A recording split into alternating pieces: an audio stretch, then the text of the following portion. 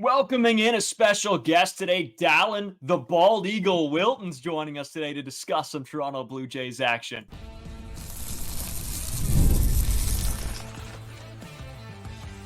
You are Locked On Blue Jays, your daily Toronto Blue Jays podcast. Part of the Locked On Podcast Network, your team every day. Welcome back to Locked On Blue Jays. Thank you for making Locked On Blue Jays your first listen every day. We are free and available wherever you get your podcasts, and on YouTube, part of the Locked On Podcast Network, your team every day.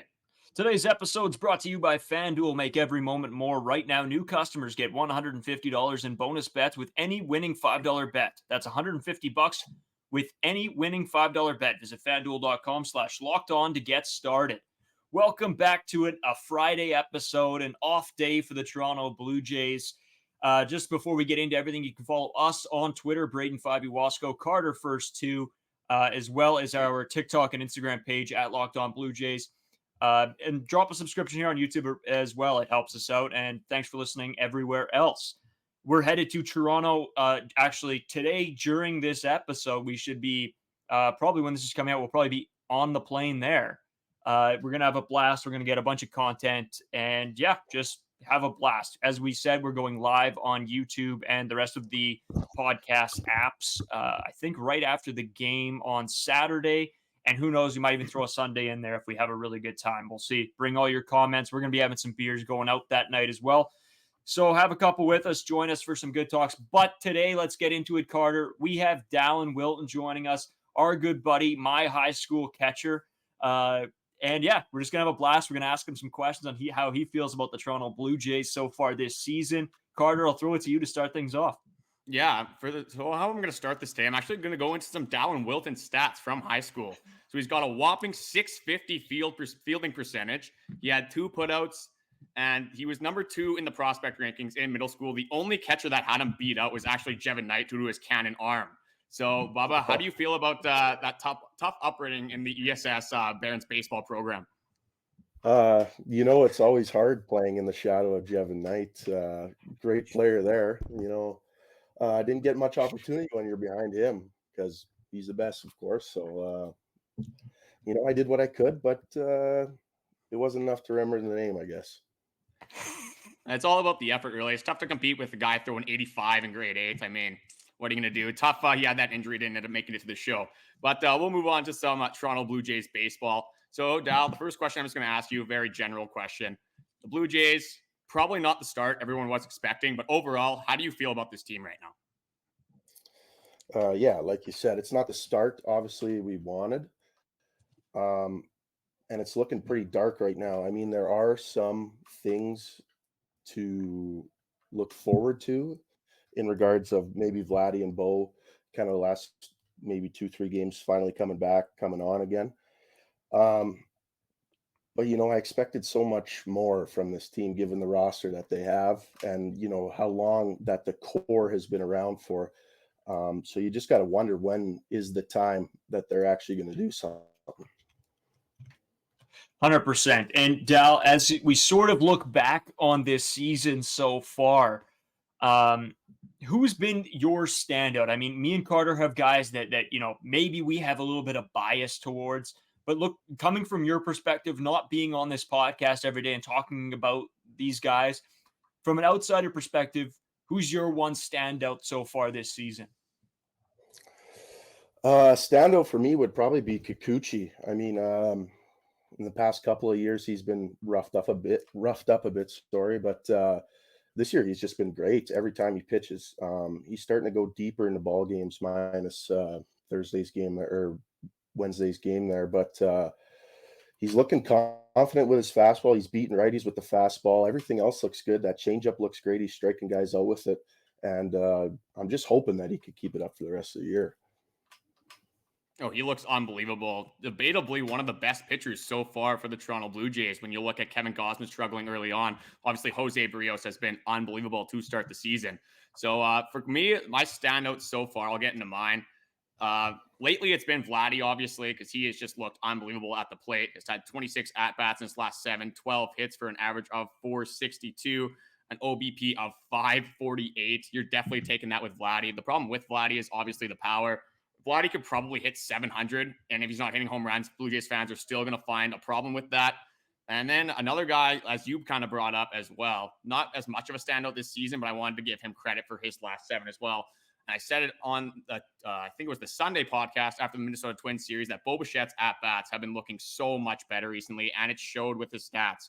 So in the last 7 games, he's had 27 at-bats, 10 hits, average of 370, a slugging of 519. It looks like we kind of have 2 out of the 3 superstars back. Boy, I'm going to give it over to you with George Springer. I've talked this guy to death. Do you think George Springer is even close to getting his way back to this top 3 superstars in this lineup, or do you think he's just kind of a lost cause at this point?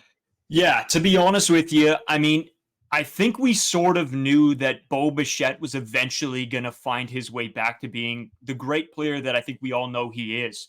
Vladdy, I think, had a little bit more doubt there. We weren't sure exactly what his comeback would look like. And I think there's still question marks in regards to Vlad. When we look at George Springer, though, I think it was a gradual decline, and now we're sort of where maybe we would hope we'd be in a couple years, and maybe not this season with him, is we're at George Springer's almost rock bottom. And I don't know, like after the game on, what would have that been, Wednesday, I guess, his hits, that's great, he got some, but they still weren't the most competitive at-bats. They weren't the best-looking hits in the world. One went off the third base bag. I mean, that could be a foul ball, right? So my confidence level with George Springer is still where it's been since, again, I'm not going to take one game sample size and say George Springer's the best player to ever play.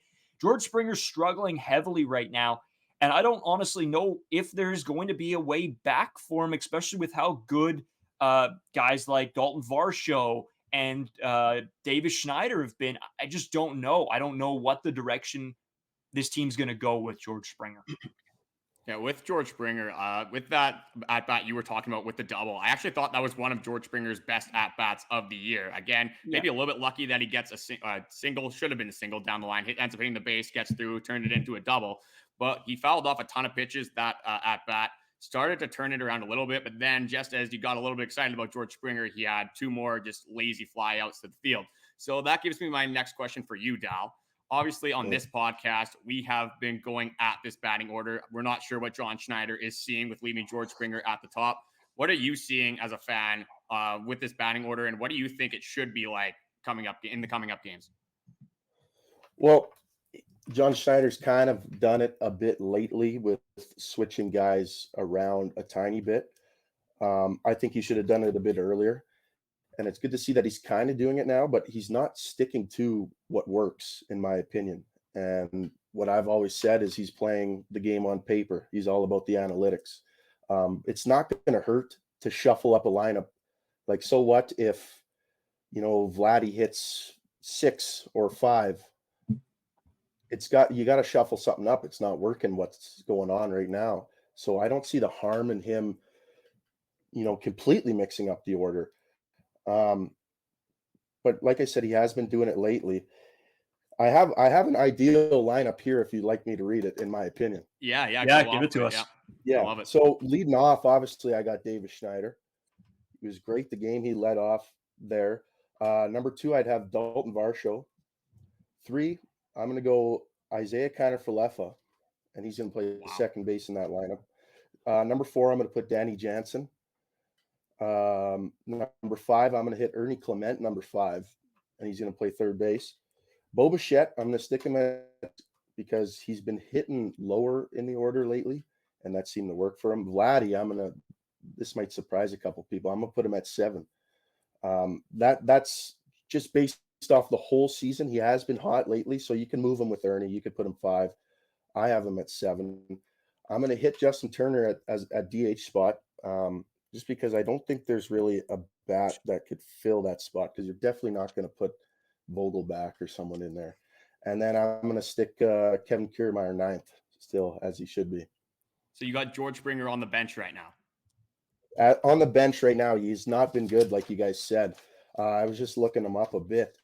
In 58 at-bats in his last 15 games, he struck out 17 times. That's a lot of strikeouts. And, they're paying him the big money, the long contract. and he's just got to produce more, especially from that leadoff spot, because he's an inning killer or a start to the game killer. He's killing it. Like usually when you have your 1, 2, 3 guys come up, you're looking for big hits, and they're going to get it done, and that's just not happening with him. The only one there, Bob, that surprises me is the IKF one. I just want to know what your thought process on IKF at 3 is, and then I got another question for you after, but I needed to know an answer on that one. Yeah, it's given the spots in the lineup as well. Like I would put Davis Schneider in left field there, just because I wouldn't want to see George there, and I'm not going to DH him if he's not hitting. So IKF to me, out of the infielders, is hitting one of the best so far this season, and like he's not totally awful every game. He's getting stuff done for the Jays, so he's hitting better than Biggio. Him and Ernie, I would say, are kind of on the same par right now. Yeah, my only advice with that is I don't know if we want a guy who's not totally awful as our number 3 hitter. And my only thing with that as well is with IKF, you're so limited with his power upside. Like, yeah, he has been one of the best hitters on the team. I think he's hitting like 275, 280 right now. And I love having IKF in the lineup. We were pretty hard on him to start the season, getting $7.5 million a year, especially when we wanted Davis Schneider to get more playing time. I love Ernie Clement as well. Such a good contact hitter. I would like to see him in the lineup more. And another thing is I've never seen Vladdy below 6. So that's the first time I actually have him at 7. If this was 2 weeks ago, I wouldn't have a problem with it. But now since he's been hot, I think I would move him up. But interesting list to say the least. I'll give it back to you, Braden. Yeah, so me and Carter always talk about how our superstars need to be our superstars. And I think that's the only way that this team can win ball games. And I think when those 3 top or supposed top guys are on, like George Springer, Vlad, and Bo, I think this team is very difficult to beat, especially considering the pitching staff. And if you look at, some of the up and coming guys that weren't good in the past couple seasons, as in, well, Davis Schneider was, but then he fell off a cliff at the end of the year. And then Daulton Varsho, another guy shocking sort of everybody. Another guy of Danny Jansen, who is having an incredible start to his season. I want to throw it first of all to our superstars. Do you agree that if the superstars are playing as they probably should be, is this one of the top teams? Is this a team that's fighting for a division spot in the AL East? I completely think so. Because you've seen the seasons that they've had in the past when they are on. And if they can bring that there's 162 games, so you're not going to bring it every day. But if they could bring that for the majority of the year, then yes, they're a huge threat. And also if you have those secondary guys like Schneider, Danny, Ernie, and they're playing to the caliber of ball that they're playing right now, then the whole lineup is just going to mesh well. They're going to produce. And a big issue they have right now is getting runners home when they're on base. So, if those guys are on, then that's going to happen, and that's going to win us some games. For sure. You know what? We're going to take a quick pause here. We're going to come back with more with you, Dell. I think it's good to see some outsider perspective. It's different when me and Carter come on here and we talk every day. And sometimes we get a little bit repetitive. So having you on, I think it's spicing things up. We're going to come back with some more of your takes so far. Get supplies from the site that's made for skilled trades, supplyhouse.com. Supplyhouse.com is the reliable way to order plumbing, HVAC, and electrical products online. Their easy-to-use website is packed with helpful resources and the latest product info to help you get the job done right. Shop a complete inventory of over 200,000 parts from over 400 top brands and get your order delivered right to your door with fast shipping from coast to coast. Need help with an order? Get expert support and industry-leading service from the friendliest folks in the business and talk to a real person every time. Pros in the skilled trades can get a competitive edge by joining supplyhouse.com's free Trade Master program. Every Trade Master gets access to the dedicated phone line, free shipping, and discounts on every order. Join the thousands of trade pros already benefiting from their free membership at supplyhouse.com/TM and order plumbing, HVAC, and electrical supplies from anywhere with just a few clicks at supply.com.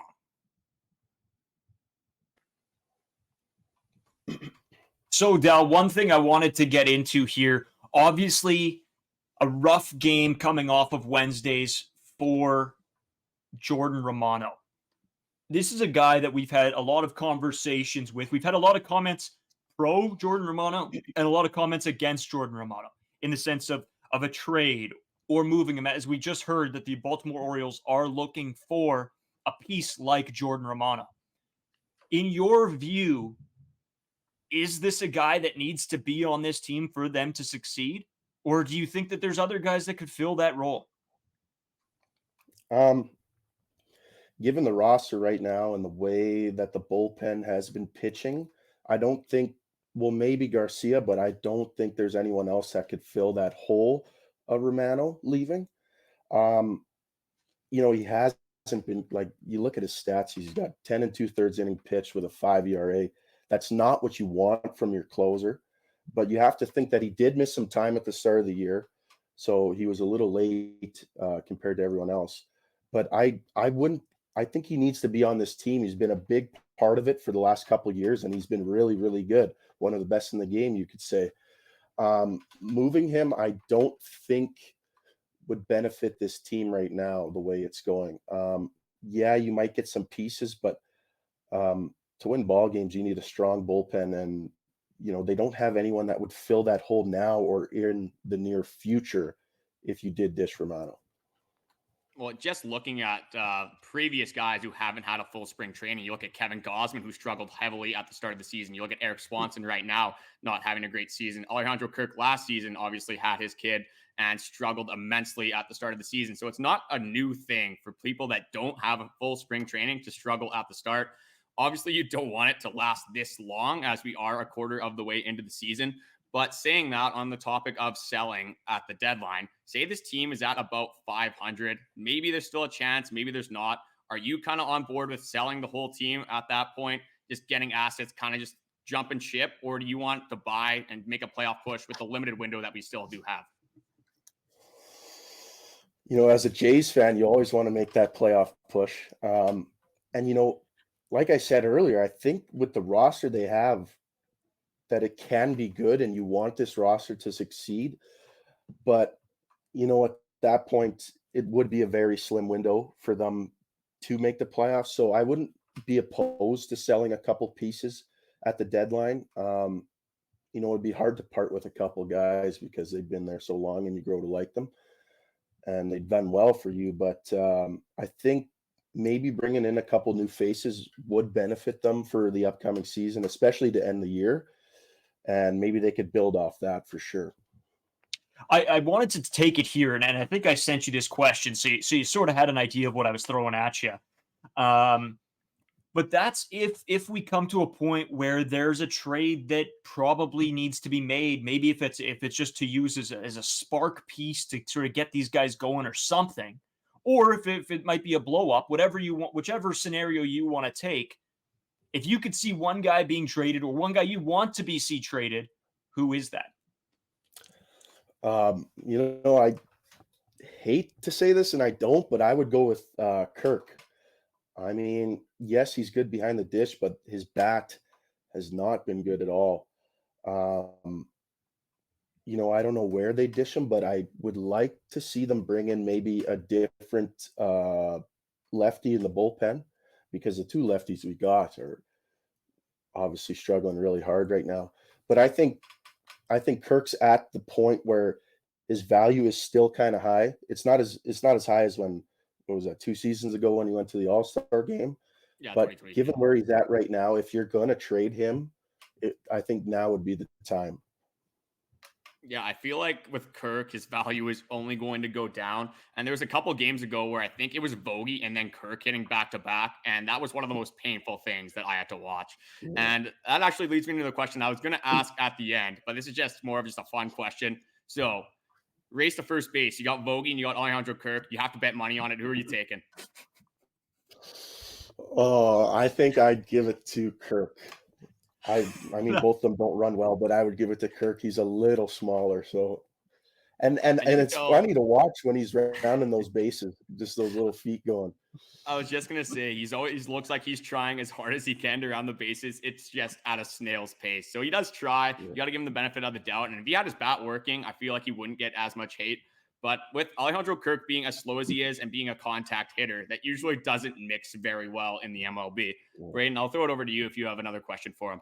Yeah, I got one more here before we just jump into another break.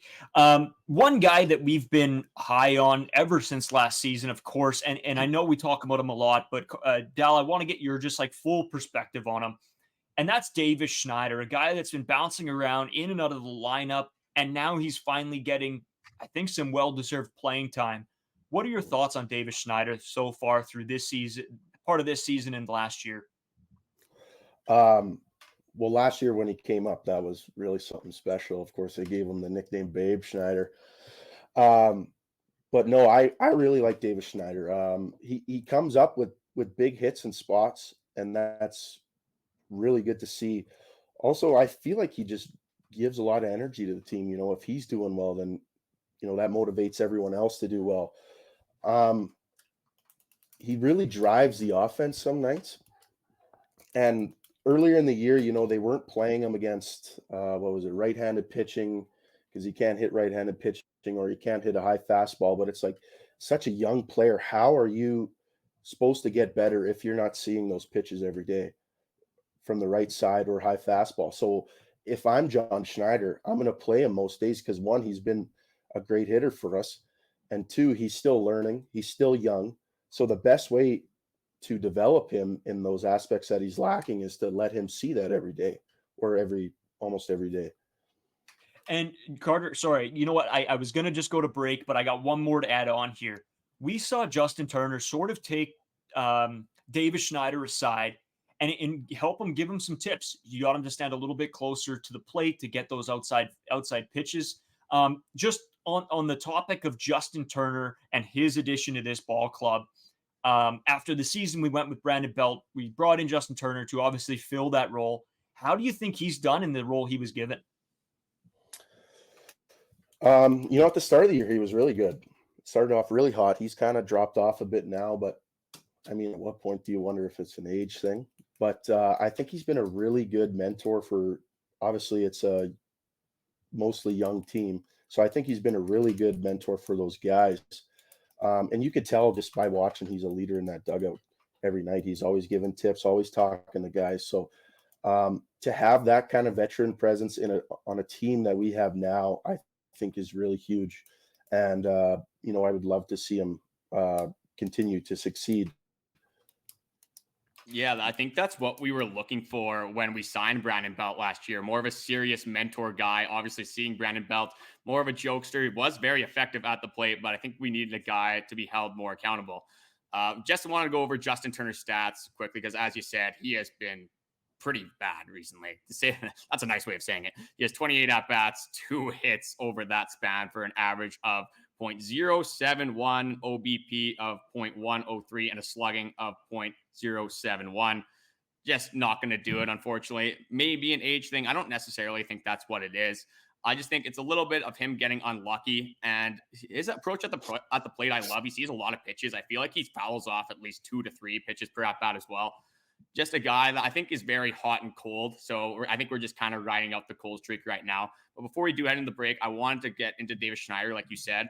And I 100% agree with that as well. The MLB changes so quickly that people found out Davis Schneider's weak spots, and it was that high fastball. It was the outside pitch. And lately, he's been very good at fouling off that high fastball, just kind of wasting these pitches until the pitchers make mistakes. So with Davis Schneider being one of the best hitters on your team, I don't see any reason not to hit him in the lineup every single day. And as you said as well, I love seeing him at number 1, a guy that actually gets on base when he's leading off. A crazy concept, I know, but John Schneider clearly isn't understanding that. And that's a guy that I definitely want to get into in the next segment.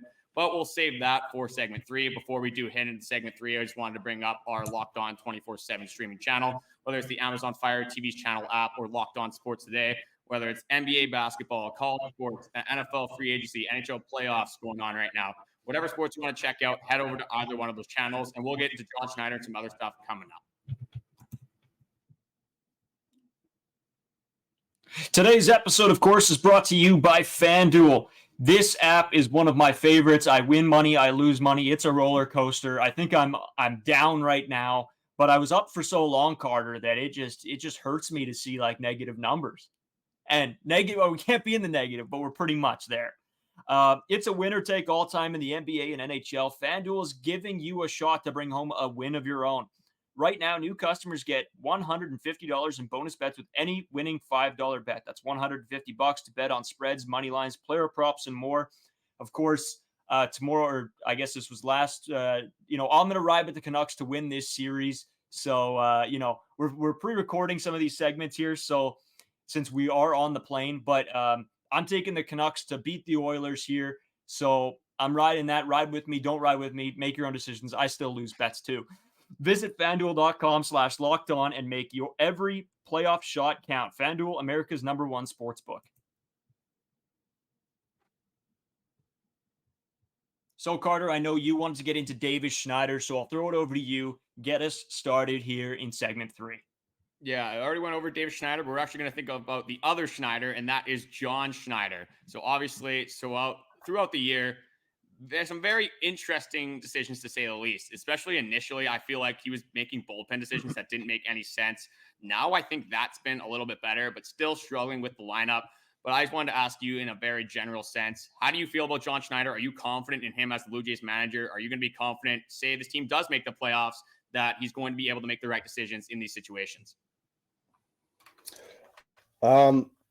Yeah, it's touch and feel with John Schneider. I mean, he has made some pretty awful moves. You go back to last year's playoffs when Berrios was pitching just a gem, and he decides to go to Kikuchi, and they end up losing that game. Not necessarily Kikuchi's fault, but if you have a hot hand, especially in the playoffs, why not ride it out? I think, like I said earlier, he's got to put the paper aside, put the analytics aside, and just manage baseball. And also, like the other day, Davis led off, and they had a great game. They won, but then the next game, Danny's out. He benches Danny. Davis Schneider is not the leadoff, and he's got Daniel Vogel back in. So it's just kind of, I think, in some sense, he's killing momentum the way he shapes his lineup some nights. And ultimately, like you could see, I think he's losing the clubhouse a little bit. I think that's a huge dynamic that people don't really talk about, is when your players don't have confidence in your manager. It's definitely tough to play for him, especially when he's shown that he doesn't really have trust in his players, going back to that Berrios playoff game.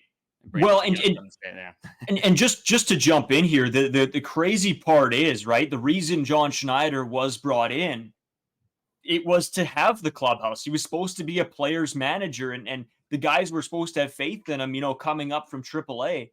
And now it's sort of flipped on its head, where there's a big difference between AAA and the MLB and AA and the MLB. There's a huge difference, and not just for the players, for these managers and stuff like that. Dal, we know that John Schneider, Bo Bichette, Vlad Guerrero, Cavan, Biggio, they all had a pretty good relationship, and I think that's the reason that he was brought up initially. Do you think he's lost those guys? It's tough to say. I don't think necessarily he's lost those guys yet. Like, you hear Bo talk when he got moved down that Bo himself thought he deserved it. So the accountability of those guys is there. I don't think he's lost those guys, but it's in the sense of everyone else and also the fan base. I mean, when you're making these moves, like Carter said, you're going to lose trust. And it was great when he first came on in place of Montoya, because I did not like him at all. He was playing the bongos somewhere. Yeah, but it was looking really good there, and I really enjoyed him at the start. But now, just these decisions that he's making lately is not good. But I don't think he's totally lost those guys, just based off the relationship they built in the minor leagues. But down the road, the next couple, maybe 50 games, if things keep going the way they are, I think he's going to lose everybody for sure. Well, and Dal, you sort of brought up the fan base, right? And I think me and Carter talked about this. I think this is on Tuesday's podcast or Monday's podcast, was that why they're not trading some guys or why they won't blow this team up. We had some people asking for that. Is the sense that they still need to sell tickets, right? Do you think that there will ever become a time if no matter how good or bad this team does, that fans aren't going to show up to these baseball games? Or do you think there's more of a No, pride thing in the Canadian fan base? I think that's exactly it. I think being the only Canadian team, you have a whole country behind you. So I think you're always going to get fans coming to the games. And obviously, it helps if you have some big name players in the lineup. But like I said, just being Canada's team, they're always going to have fans showing up. Well, and you can't say that they're not trying to be a good team as well with the 8th highest payroll in baseball. And on paper, this team is really good. It's just the product we have seen on the field over the last 2 seasons has definitely not lived up to expectations. Braden, I'm pretty much out of questions. I don't know if you have any more, but No, Bob, this was great. You know, talking baseball, it reminds me of like grade 9, grade 10, or grade 10, grade 11. We're out on the diamond in the outfield, you know, warming up for the game. This is just unbelievable. I guess I got one more here. We'll end it off with this. Right. Just are the Blue Jays making the playoffs this year? I'm going to say, just because I'm a huge fan and I like to see them do well, I'm going to say they're going to do it. They're going to turn things around. They're going to make the playoffs. Yeah, sorry, Carter. I also have one more. I got to throw this back. Dal, who are you playing as tonight? Who am I playing as tonight? Who are you playing as tonight? I'm going to play like Vladdy Jr. in the home run derby. That's who I'll play. I love it. I love it. I'm gonna go with 2015 Josh Donaldson. Carter. I'm going to go with, just to fire up the boys, we need a little bit of emotion in this dugout. I'm going with Brett Lowry. Okay. Nice. Okay. Carter, just letting you guys know, we really appreciate Dal coming on. We'll get him on a bunch more. This is a ton of fun. We are in Toronto right now. Look out for a bunch more videos from us. They'll be all over your TikTok, Instagram, YouTube feeds. We're going to have a ton of stuff out there for you guys. Live stream tomorrow after the game. So that'll be Saturday. I guess it's like afternoon-ish. Probably like 45 minutes after the game ends. We'll be live on YouTube. Maybe Dal will stop by, maybe pop in for a bit, whatever. But we also, we're just this was a blast. Make sure you guys drop a subscription here on YouTube. Make sure you guys check us out on all of our other platforms. And Carter, I got to throw it to you for the 24/7 streaming channel, I believe. Yeah, we'll just bring it up one more time. Locked On Sports Today channel or the Amazon Fire TV's channel app. Pretty much any sport you can think of, we're going to have analysis on it. So even if you just leave it on in the background all day as something to listen to, I like having background noise as I'm just, making food, whatever it is, doing the dishes. Perfect opportunity to check out these expert analysis. I'm excited for the Tampa Bay Rays series. Hopefully we can get a couple wins. And I guess we'll end it off like that as we normally do. We're going to get into some series predictions. So, Dal, I'm going to give it to you first. Give us a series prediction for this weekend. I'm going to go – they're going to turn it around this weekend just because you guys are there, and they're going to sweep them. Wow. Big call. I love it. Wow. Okay, Carter, I am going to go I'm going to go 2-1. I got to figure out a little bit who I'm taking, though, because as of right now – it should be Bassitt, Gausman, Manoah. Bassitt, Gausman, Manoah. Okay, I am probably going to go – I'm going to go loss, win. I think it's going to be another big game from Alek Manoah. You know what? I love the Dal pick here. We're going to be there. We're going to bring some luck to this team. Screw it. Let's go for a sweep. This team is so back. We got to get on board. We got to start it now. It's getting too far into the season. I know we're probably going to be delusional fans after this weekend. We'll probably end up something bad will happen. But you got to start with some positivity because why watch the games if you're not going to be positive about this team? 100%. And if you guys see us at the ballpark, definitely come down, say hi. I know a couple of you guys left us comments and some messages saying you guys will be there.